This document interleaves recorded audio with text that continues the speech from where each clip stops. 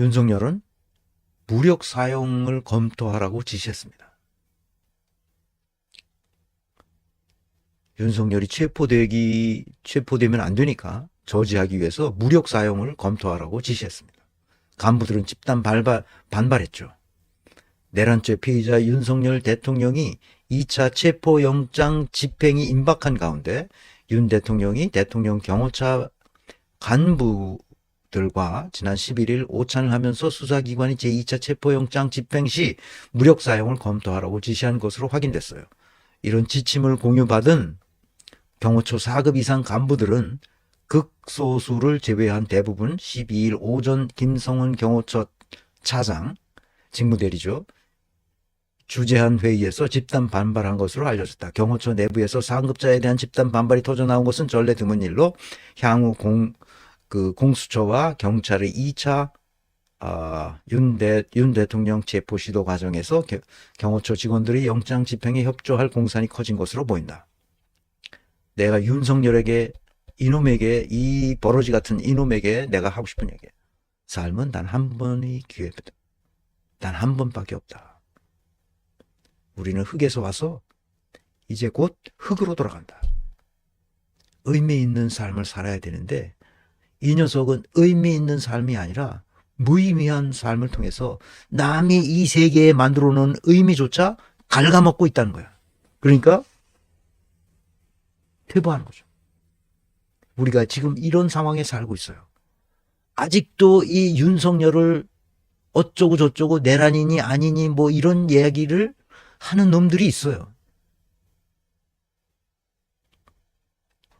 윤석열이 사람이라고 얘기하기 어려운 이유는 헌재 재판을 기피 신청해서 실질적으로 헌재가 움직이고 있는데 그 헌재를 거부하는 짓을 해요. 윤석열은 정계선 재판관을 기피 신청했어요. 내일 재판도 이의 신청했어요. 재판을 받고 싶지 않은 거예요. 정계선 재판관에 대한 기피 신청서를 내고 4개의 신청서를 냈는데 변론 개시에 대한 이의 신청서를 내고 증거 체부 결정에 대한 이의 신청서를 냈어요.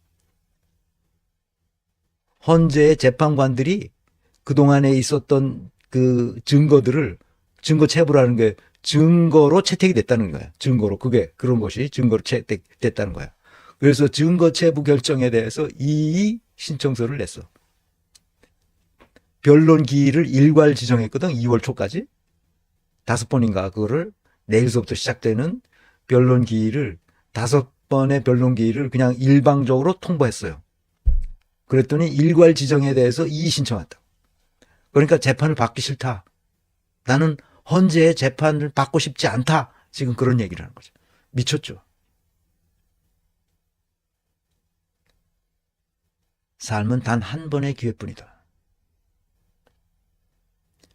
윤석열은 무의미한 삶을 아무도 관심을 갖지 않는 무의미한 삶을 통해 그동안 많은 사람들이 피땀 흘려서 쌓아놓은 의미를 갉아먹고 있습니다.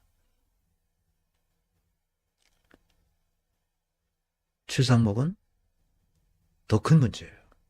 윤석열은 잡아들여서 족치면 됩니다. 근데 최상목은 아직도 자신이 뭘 잘못했는지 숨기고 있고 계속 딴짓을 하고 있어요. 어떤 짓을 하는지 봅시다. 이재명이 한겨레 신문에서 기사에 의하면 이재명이 13일 오늘이죠. 사회 안정의 가장 중요한 토대는 법 질서를 지키는 것이라며 그런데 지금 대통령 권한대행인 최상목 부총리가 법을 어기고 있다고 말이죠. 법을 어기는데 국회는 행정 권력이 없는 거예요. 행정권이 없죠. 행정력을 가지고 있지 않아요. 그러니까 법을 어겨도 어떻게 이것을 잡아 족칠 수 있는 길이 막혀 있어요. 이건 나중에 다음 시간쯤에 제가 시민이 정부를 어떻게 지배하고 통제해야 되는지에 대해서도 얘기하겠습니다. 예전에 잠깐 얘기했지만 시민은 입법부, 사법부, 행정부 이 모든 3부를 시민이 직접 통제할 수 있어야만 합니다. 그런데 대통령 중심제라 통제할 길이 없어요. 그래서 그러니까 이 조직을, 국가 조직 자체를 전체적으로 다시 손질을 해야 됩니다. 빠른 시간 내에. 어떻게 해야 하는지를 다음 시간쯤에 설명드리겠습니다. 이재명 대표는 이날 국회에서 열린 최고위원회에서 대통령 권한 대행이 해야 할 제일 중요한 일이 안보고, 두 번째가 공동체 안의 질서를 지키는 것이고, 그 질서의 핵심이 법이라며 이렇게 말했어요. 그는 왜 즉시 하게 돼 있는 상설특검 후보 추천 의뢰를 안 하느냐? 직무유기가 아니냐? 경찰이 법원이 발부한 영장을 집행하는데 경호처가 총기를 들고 불법적으로 저항하는 행위를 왜 방치하느냐? 경호처가 권한대행의 지휘받는 조직이 아니냐? 최대행이 공범이 되는 것 아니냐? 이런 얘기죠. 그러면 안 된다. 쓸데없이 여야 합의하라는 등 월권 위헌 행위 그만 좀 하라. 도대체 무슨 생각으로 지켜야 할 법 질서를 파괴하고 해야 할 일을 방치하고 정치에 개입해서 아무거나 거부권을 행사하고 헌법재판관을 골라서 마음에 드는 사람 일부를 골라서 이게 뭐 하는 겁니까? 최상목 대행의 반성을 촉구한다고 최고회의에서 얘기했어요. 삶은 한 번의 기회뿐입니다. 최상목은 무의미한 삶을 통해 그동안 한국인들이 쌓았던 의미 체계를 갉아먹고 있습니다. 무식하고 무능한 최상목의 술수를 봅시다. 어떤 술수를 쓰는지, 이 내란의 공범 이놈이 무슨 짓을 하는지 봅시다. 최상목은 믿어달라고 합니다. 대외 신인도를 평가하는 기관이 있어요. 글로벌 신용평가기관이죠. 신용평가사는 민간 기업이에요. 그 세 개가 있습니다. 크게. 뭐 다른 데도 있는데 일반적으로 세 개가 알려져 있죠. S&P, 무디스, 그 다음에 그 피치. 이렇게 세 기관이 있는데 그 기관과 아마 얘기를 한 모양입니다. 국가 신용 등급이 20여 등급으로 세분돼 있어요. 회사마다 조금씩 다릅니다. 이렇게 쭉 있는데 최상위인 트리플 A 등급, 호주, 캐나다, 스웨덴, 스위스 이런 국가가 이제 트리플 A고, 한국은 세 번째로 높은 단계인 더블 A 등급이에요. 그러니까 영국과 같아요. 그러니까 중국, 일본보다는 두 단계 높다고 합니다. 민간 영역에서 막대한 영향을 미칩니다. 민간에도 이 국가신용등급은 민간 부분에 굉장한 영향을 끼쳐요. 국가신용등급은 기업신용등급과도 직결되기 때문에 통상 국가신용등급이 기업신용등급의 상단에 정해져요. 국가신용등급이 딱 있으면 그 기업이 아무리 건실해도 거기서 발행하는 채권이나 이런 것들은 회사채 같은 거는 그 국가신용등급 밑에서부터 쭉 내려가게 되어 있습니다. 예를 들어 국가신용등급이 더블 A라면 기업신용등급은 더블 A보다 낮은 더블 A 마이너스 이렇게 된다 이 말이에요. 이런 탓에 국가신용등급이 떨어지면 기업신용등급도 바로 강등되는 연쇄작용이 벌어지게 되고 개인에게도 영향을 받죠. 채권 가격이 떨어지니까요. 금융기관이 낮아진 신용도로 인해 리스크 관리에 나서면서 대출 한도 축소도 나설 가능성이 있고 그렇습니다. 채권 가격이 낮아진다는 말은 회사채든 국채든 가격이 낮아진다는 말은 그만큼 이자율이 높아진다는 뜻입니다. 등급은 한 번 내려가면 회복되기 쉽지 않아요. 우리가 외환위기 있을 때 1997년 무디스는 불과 2개월 만에 한국의 신용 등급을 A 플러스에서 B 플러스로 9단계나 낮춰준 거예요. 그래서 한국은 2001년 IMF의 구제금융 조치를 이미 졸업했지만 IMF 직전 수준 그 AA 마이너스로 신용 등급이 회복된 데는 2015년이에요. 그러니까 10년 가지고도 안 되는. 한 번 내려가면 그걸 다시 원상으로 복구하는 데는 10년이 뭐야? 15년 이상 걸린 거예요. 15년. 10 뭐야? 18년, 17년, 18년 걸린 거지. 안 내려갑니다. 그 원상 복귀가 바로 안 됩니다. 그래서 이 계엄이 발생했을 때 그 세계 신용평가사들이 뭐라고 그러냐면, 그래서 깜짝 놀라고 이게 신용평가가 낮아질까봐 완전 쫄았단 말이야. 확 내릴 수도 있으니까, 신용평가사들이. 그래서 신용평가사를 했더니, 세 개 기관이 다 괜찮다. 바로 해제했고, 바로 처리할 것 같다. 이렇게 된 거야. 그래서 신용등급을 내리지 않았습니다. IMF 때는 2개월 만에 내렸는데, S&P는 2011년 부채 한도 상향 문제가 불거진 미국의 신용등급을 트리플 A에서 더블 A 플러스로 한 단계 낮춘 후 지금까지 이를 유지하고 있어요. 13년째 미국은 최고 등급을 못 받고 있습니다, 지금. 아까 얘기했던 전 세계에서 한 10여 개국만 최고 등급을, 거기에 이제 스위스도 포함되어 있고, 호주 이런 나라들이 들어가 있습니다. 무슨 얘기인지 아시죠?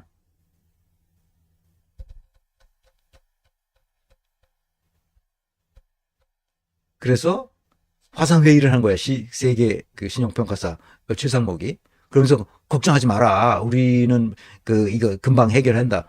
왜 금방 해결할 놈이 지금 금방 해결하지 않고 질질 끌고 있는 놈이 누구야? 최상목이야.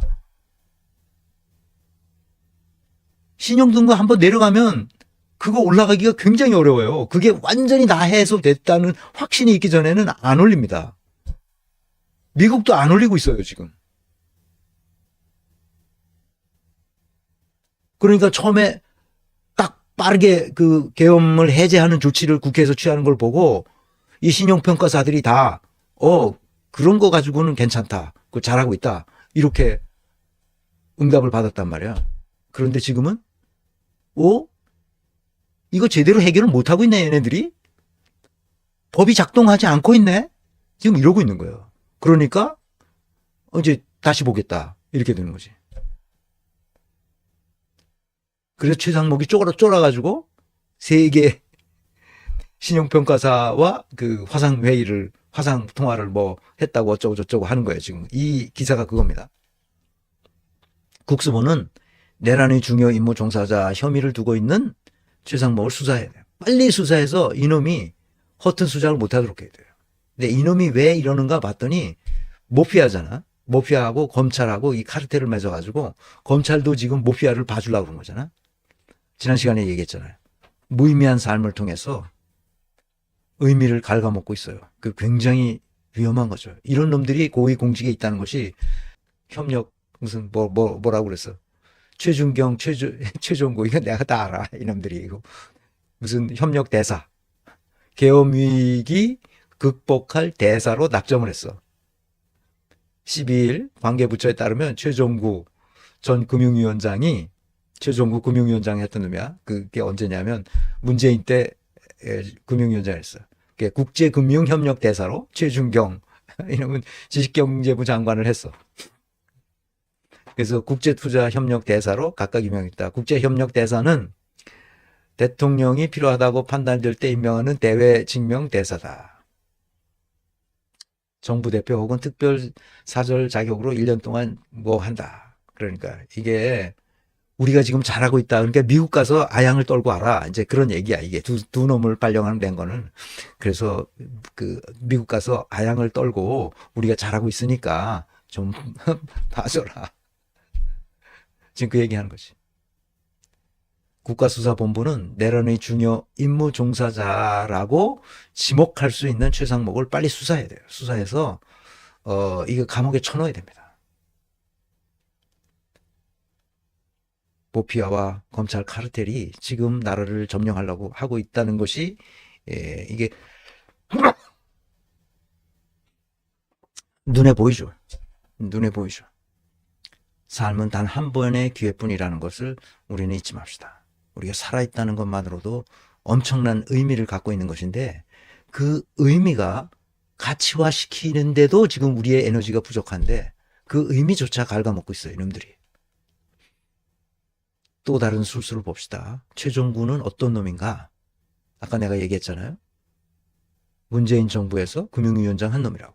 가상통화 거래소 인가 선물 거래 도입 안 돼. 이게 언젠가? 2019년 10월 19일이죠. 금융위원장 문재인 정부 때죠. 요 최종구 요 놈이 뭔 얘기를 했냐? 요런 얘기를 했어요. 한겨레 19년 10월 19일 기사입니다. 최종국 금융위원장을 비롯한 금융당국 수뇌부가 11일 최근 투기성 흐름을 보이고 있는 비트코인 등 가상통화 암호화폐 규제 방향에 대해 입을 열었다. 비트코인의 가격급 변동이 폰지, 그러니까 다단계 금융사기에 가깝다는 날선 비판을 내놓기는가 하면 선물 거래는 금지한다거나 제도권 금융회사가 거래에 참여하지 못하게 막을 것이라는 구체적 입장도 내놨다. 추의 위원장은 이날 출입 기자 간담회에서 비트코인과 관련된 정부 내 규제 논의와 관련해 절대로 가상통화 거래소를 인가한다든지 선물 거래를 도입한다든지 하는 쪽으로 가지는 않을 것이라고 잘라 말했다. 같은 자리에 있는 김용봉 부위원장, 김용봉 이름도 웃기는 놈이야. 부위원장도 제도권 금융회사가 가상통화 거래에 뛰어들지 못하게 막고 있다. 그간 가상통화 거래소를 부수 업무로 취급하게 해달라고 요청한 제도권 금융회사가 여럿 있었지만 모두 다 막았다고 거들었다. 가상통화 시장이 제도권에 발을 붙이지 못하게 한다는 취지다. 이렇게 무식하고 무능한 놈들이 모피아예요. 모피아인데 완전히 범죄 집단인 검찰과 짬짬이 먹어서 얘네들이 우리가 지금 서민들이 만들어왔던 모든 의미를 다 갉아먹고 있어요. 지금 그렇게 하려고 그러는 거야, 최상목이. 그래서 자기가 모피아들이 진짜 무식하거든. 나가 같이 일해봐서 알아. 무식해. 너무나 무식해. 무능해. 그래야 그 자리에 갈 수 있어. 내가 계속 얘기하잖아. 할 줄 아는 게 없어, 얘네들이. 자기들 돌려막고 자기들 산하의 모든 공공기관에 가서 감사, 무슨 사장, 이사장, 무슨 그 사회이사 뭐 이런 거 다 해. 금융 쪽에 가면 얼마나 많아. 거긴 또 얼마나 이 연봉이 세. 그거 다 차지합니다, 자기네가. 그거에 혈안이 돼 있는 놈들이야, 이게 다. 근데 자기가 할 수 있는 건 아무것도 없어. 연출. 인간관계.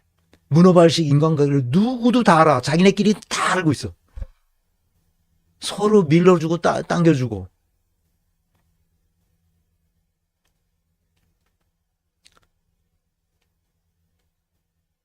내가 왜 이 얘기를 하냐? 미국은 완전히 바뀌었습니다. 바이든 때 이미 비트코인 현물 ETF를 승인해 줬어요. 바이든 정부에서. 그래서 투자금융 회사들 있잖아. 그런 세계적인 투자 회사들이, 투자은행이죠. 투자은행이라고 부르는 회사들이 엄청난 양으로 지금 비트코인을 사들이고 있습니다. 보세요. 공화당은 비트코인을 비축 법안을 만들어서 5년 동안 비트코인 100만 개를 매입할 계획이에요. 그 법안을 센시아 루미스라는 상원 의원이 만들었어요, 이미. 취임하면 바로 법안을 통과시키겠다는 거예요. 100일 내에 통과시켜서 1년에 20만 개씩 사들이겠다는 거예요. 그래서 5년 동안 100만 개를 매입해서 전략 자산으로 비축하겠다는 거예요. 지금 한 20만 개, 19만 8천 개가 있어요. 20만 개 정도 되는데 그것도 정부 보유로 편입하겠다는 거예요. 그것도 이제 팔지 않아. 이제 20만 개는 이 범법 행위자들한테 압수한 거예요, 다. 그 정부가 가지고 있죠, 지금. 근데 우리는 뭐 하고 있어요, 지금? 비트코인이 디지털 골드가 됐어요. 미국의 금이 어마어마하게 쌓여있잖아. 그러다가 달러로 그걸 커버할 수가 없게 되니까 완전히 근본이자를 없애버리고 71년에 닉슨인가? 제가 금태환을 없애버렸지. 그 불태환이 된 거예요. 그 달러가 굉장히 이상한 상황이 됐죠. 그러나 석유가 없이는 세계가 움직일 수 없으니까 석유를 무조건 달러로 결제하라고 해서 5일 달러로 바뀌어서 여기까지 온 거예요, 지금.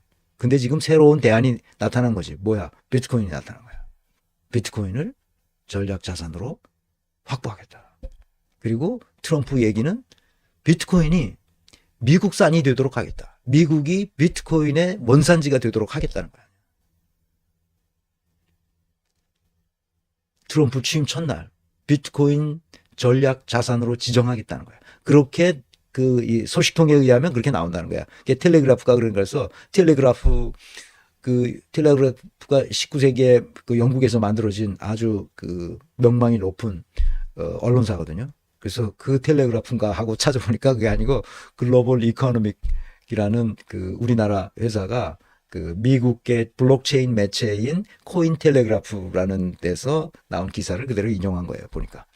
어쨌든 트럼프 2기 앞으로 4년 동안은 이 가상자산, 그러니까 암호화폐, 이 크립토 세계에 호황을 맞을 거라는 생각을 하는 사람들이 점점 많아지고 있습니다. 어떻게 될지 모르겠어요. 근데 우리는 아직도 못하게 하고 있어요. 미친 거예요. 그러니까 얘네들이 이렇게 무능한 거야. 이렇게 무식한 거야. 세상이 어떻게 돌아가는지에 관심이 없어, 이놈들은. 내가 이거는 따로 이제 시간이 나면 저 어느 정도 좀 이렇게 이 정치 분야가 안정이 좀 되고, 지금 불안해서 나도 잠도 안 오고 누가 근데 3시 4시에 깨가지고 다시 봐. 이거 무슨 소식이 있나. 진짜 그래. 그러니까 밤에 잠을 제대로 푹 못 자는 거야. 그러니까 내가 뭐 국가와 민족을 위해서 내가 그 고민하고 그랬던 사람도 아닌데도 이렇단 말이야. 그러니까 응? 그냥 뭐 내 방에 앉아서 그냥 책이나 보고, 그러다 음악 좀 듣고, 그러다 산책이나 하고, 그렇게 지내던 사람이 이렇게 방구석 유튜버에 불과한 이 사람도 이런데 다른 사람들은 어떻겠어요. 그래서 정말 우리가 완전히 달라져야 합니다. 많은 사람들이 이렇게 얘기하는 사람들이 있어요. 그 수갑 채우고 끌려 나오는 대통령을 볼 때 국격이 떨어진다, 이렇게 생각하는 사람들도 있고 그렇게 말을 해요. 뭐 윤상현이도 말하고 뭐 누구도 말하고 다 국힘당 애들이 그따구로 말하는데 웃기는 작태입니다. 웃기는 작태. 프랑스 혁명에서는 루이 16세가 단두대에서 처형됐어요. 그래서 프랑스 국격이 떨어졌습니까? 그해 가을에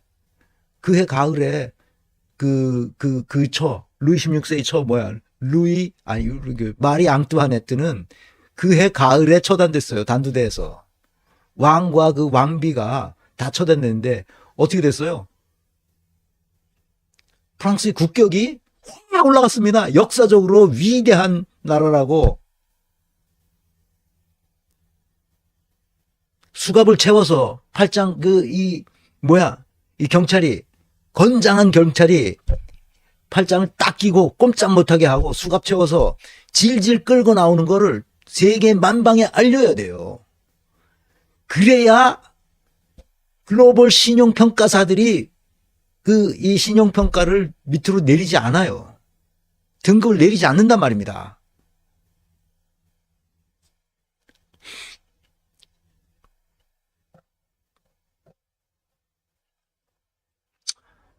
파피루스님, 네, 최동석 소장님 방송을 보고 곧바로 비트코인 굽해서 탈중앙화 배우고 있습니다. 사토시 비트코인 너무 잘 만들었습니다. 사토시를 조금 사세요. 사토시를 사는 게 좋습니다. 사서 이게 어떻게 돌아가는 판성인지 공부를 해요. 내가 왜 이거를 아느냐? 내가 영국에 있는 사위가 이걸 조금 줬어. 그래서 이게 뭐야? 그랬더니 이거 뭐라고 설명하더라고.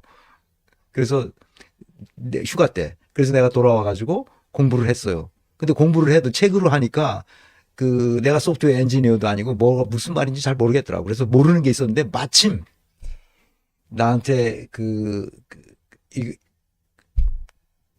비트코인으로 모아가지고 암호화폐를 개발하는 회사, 스타트업이죠. 와서 나보고 자문해달라고 요청이 왔어요. 그래서 나도 기분이 아주 좋았죠. 그래서 이제 자문해주기 했어요. 가서 그 뭐 한 2, 30명 되는 회사니까 가서 다 인터뷰하고 그다음에 소프트웨어 엔지니어들하고 내가 물어보고 싶은 거 다 물어보고 아 이거 되는 거구나 그래야죠. 내가 우리 제자들 모아놓고도 얘기했지만 그때는 그래서 내가 그걸 있었기 때문에 조금씩 나눠줬어요. 뭐 5만 원, 10만 원, 뭐 몇만 원씩 이렇게 나눠서 직업 가지고 그때는 이 휴대폰에다 그걸 넣어가지고 거기 지갑이니까 그걸 가지고 지금은 그 소프트웨어 지갑을 안 쓰니까 거의 지금 그래서 넣어주고 싶어도 내가 넣어주지 못하고 있는데 그 제자들이 지금도 오프라인 모임에서 모이는 거예요. 지금도.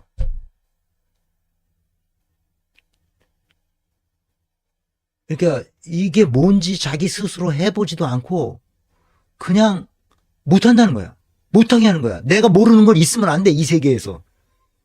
지금 이 모피아 애들이 전부 다 그러고 있거든. 한결같이.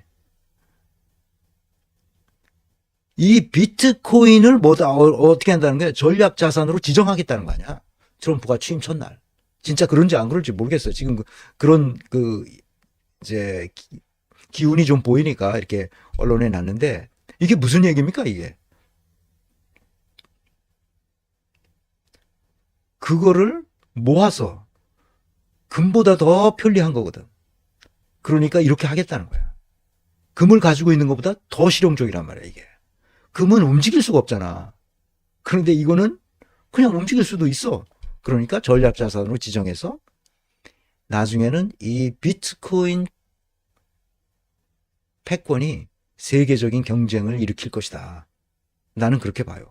근데 내가 처음 비트코인을 보고 이거를 연구하면서 어떤 생각을 했냐면 아 이게 우리 일상생활에 쓸 수 있는 화폐의 역할을 할 수 있겠다. 유통할 수 있겠다 이렇게 생각했는데 그것보다 더 큰 다른 방향 내가 애초에 생각했던 거와는 전혀 다른 방향으로 이제 가고 있는 거예요. 그러니까 워낙 그 1비트코인의 가격이 크고 지금 얼마인지 모르겠는데 1억 4천만 원 정도 되는 것 같은데 그제 보니까 1억 4천만 원 정도 1비트코인에 나머지는 1억 분의 1로 다 나눠진단 말이야. 1비트코인이 1억 분의 1로 나눠지니까 1억 분의 1로 나눠진 작은 것을 사토시라고 그래요. 아까 저기 파피루스님 얘기했듯이 사토시라고 그래. 그 사토시도 사서 좀 모아두면 나중에 손해 보는 일은 없을 것이다. 그래요. 나는 이렇게 뭘 이걸 막 사가지고 이걸 뭐 투기해서 돈을 많이 벌어야 되겠다 이런 생각을 가지고 하는 사람이 아니에요.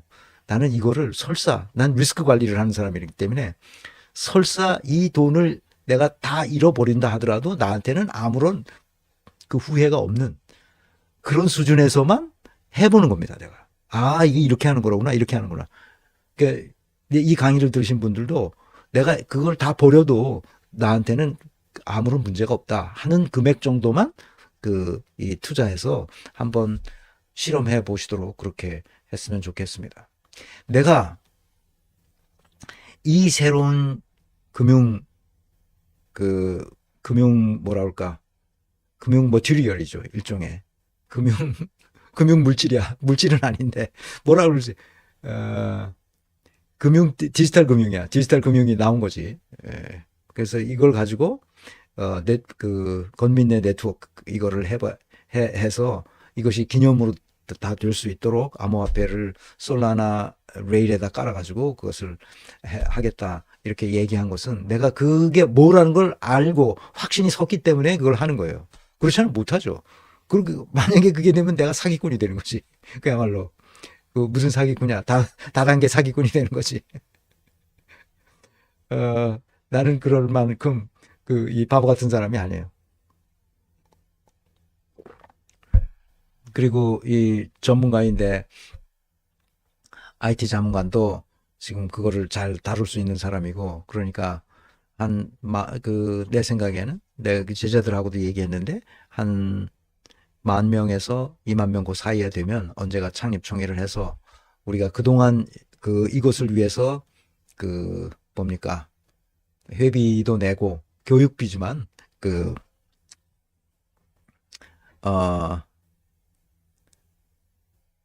이걸 할 수 있도록 그렇게 하려고 합니다. 근데 요새는 자꾸 이게 단어가 생각이 안 나가지고 그러니까 그 치매로 더 이상 할 수 없을 때까지 여러 선생님들이 많이 가입해 주시면 고맙겠습니다. 모피아와 검찰 카르텔이 우리 삶을 다 망치고 있어요. 뒤에서 얘기하겠습니다. 텍사스 주를 잘 보세요. 텍사스 주는 비트코인을 전략적 비축안을 검토하고 있는 겁니다. 디지털 자산을 혁신시키겠다는 거죠. 그래서 텍사스가 요새 캘리포니아보다 더 살기 좋은 주가 되어가는 것 같습니다. 캘리포니아에서 힘든 사람들이 다 텍사스 쪽으로 가요. 거기도 햇빛도 많고 물가도 싸고 그리고 땅도 넓고 좋은 모양입니다. 그래서 그 조니아 카프리글리오네라는 텍사스주 하원 의원이 법안을 발의해가지고 비트코인 비축 계획을 본격적으로 추진할 요량이죠. 비트코인을 최소 5년 동안 매도하지 않고 보관하는 전략적 비축을 목표로 한다. 주민들은 해당 비축 기금에 기부할 수 있도록 허용하고 비트코인은 인터넷과 단절된 골드 스토리지에서 하겠다. 왜냐하면 이게 이제 해킹 들어올 수도 있거든. 비트코인 그 자체가 해킹되는 게 아니라 지갑이나 또는 이 거래소에서 이제 해킹되는 거죠.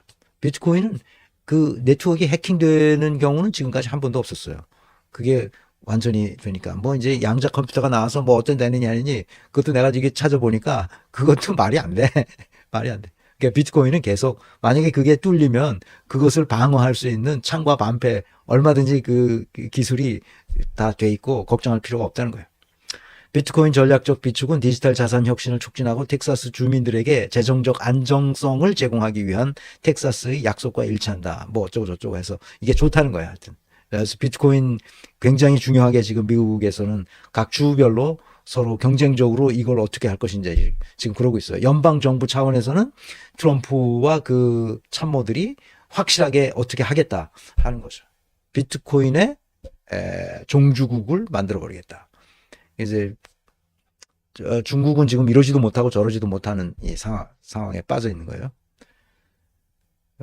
나중에는 이게 비트코인 패권 전쟁이 벌어지지 않을까? 그런 생각이 듭니다.